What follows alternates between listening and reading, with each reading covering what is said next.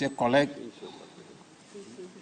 chers spectateurs, chers citoyens, d'habitude, quand je me tiens ici, c'est pour soutenir la politique du gouvernement proposée par son Excellence Macky Sall, un leader que j'ai choisi depuis mon tendre enfance alors que j'étais à l'université. Aujourd'hui, ce n'est pas cette politique que je soutiens, mais je vais communiquer sur un autre sujet différent de ces sujets-là qui nous unissent tous les jours depuis 2012, où j'ai eu la confiance des Sénégalais. Monsieur le Président, il s'agit de cette question de passeport diplomatique qui a défrayé la chronique depuis le 6 septembre 2021. Chers collègues, je ne prends pas la parole pour clore le débat. Je n'ai pas cette position, je n'ai pas ce pouvoir, et surtout notre pays est un État démocratique. Je n'ai pas aussi la prétention de me laver à grande eau parlementaire. Ce n'est pas mon objectif de la prise de parole. Non plus aussi pour me défendre, car j'aurai l'occasion de me défendre au lieu indiqué devant la personne indiquée. Mais, chers collègues, il y a des gens qui l'ont dit ici. Je ne pourrai pas me défendre devant vous puisque ce n'est pas de votre responsabilité. Ce n'est pas la mission de l'Assemblée nationale de laver un député. Notre mission est autre, en dehors du contrôle de l'action du gouvernement et de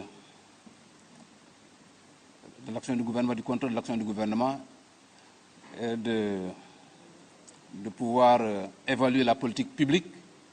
Notre mission est de voter les lois, comme l'a dit Montesquieu en 1748 en reprenant John Locke.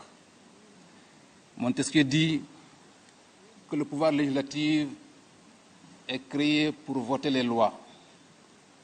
Le pouvoir exécutif, quant à lui, doit mettre en œuvre ces lois et le pouvoir judiciaire d'appliquer les lois cas par cas, effectivement.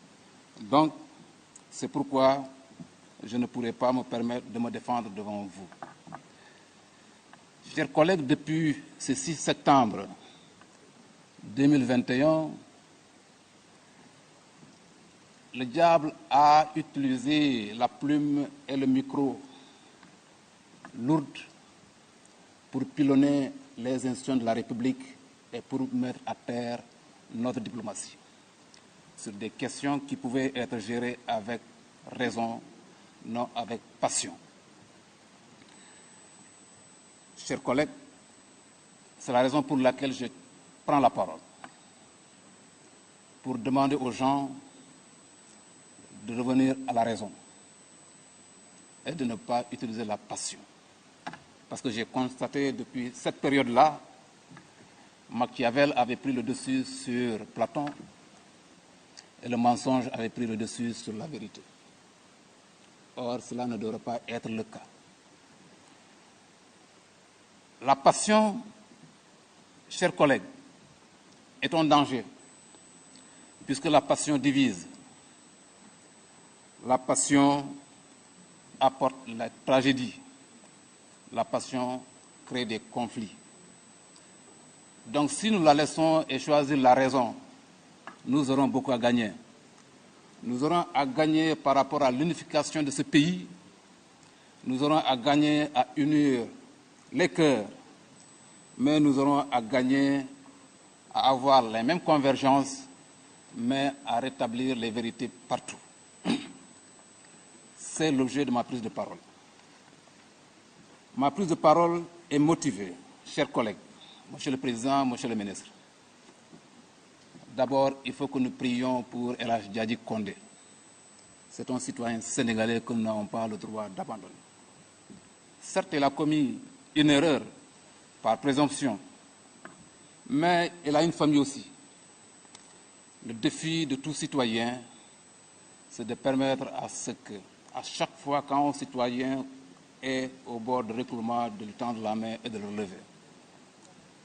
Priez pour El Hadji Condé, pour que Dieu soit avec lui là où il est, pour que Dieu lui accorde la lucidité de supporter les fardeaux qu'il considère être posés sur lui. Chers collègues, priez pour Dadji Condé puisque la volonté du peuple, c'est que nos pensées soient, pour nous citoyens, des pensées accomplies, que nous soyons des citoyens accomplis et responsables. Donc, Dadji a besoin aujourd'hui qu'il soit un homme responsable, même s'il est dans des difficultés. La nécessité pour lui est qu'il assume ses responsabilités et les conséquences de ses actes. C'est ça l'être humain. La prière est capable de tout.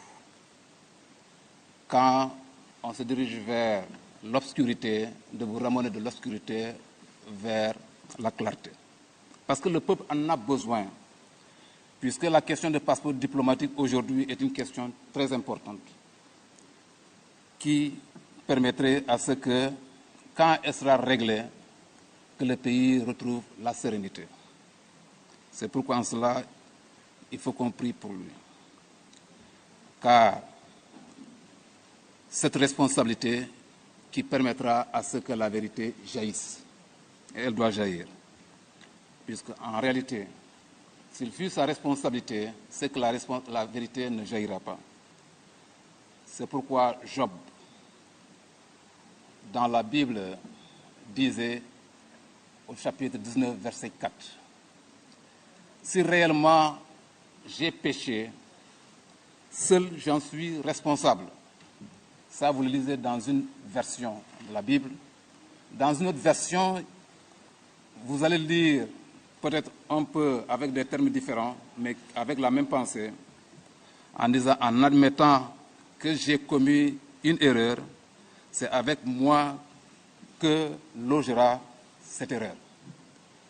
Seule la prière permet en tout cas de ramener un individu qui tend à fuir sa responsabilité, de ramener vers la vérité. Chers collègues, c'est l'objet de ma parole, de ma parole. Chers collègues, l'objet de ma prise de parole est de renouveler ma loyauté en la République, enfant de la République que je suis.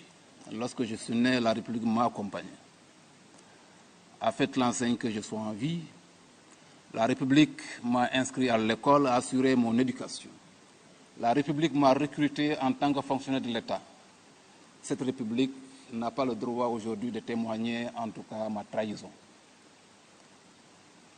Je voudrais vous le dire avec sincérité, que lorsque l'information est sortie, alors que j'étais informé par un de nos collègues, j'ai pris la responsabilité moi-même d'appeler l'Assemblée pour le dire ce que je connais de cette information. Le président de l'Assemblée qui est derrière, j'ai eu à parler avec lui en compagnie du président du groupe parlementaire. Voilà ce que je connais du sujet. Donc, vous constatez ici que cette loyauté que je dévoue à la République, c'est ça que j'ai voulu matérialiser.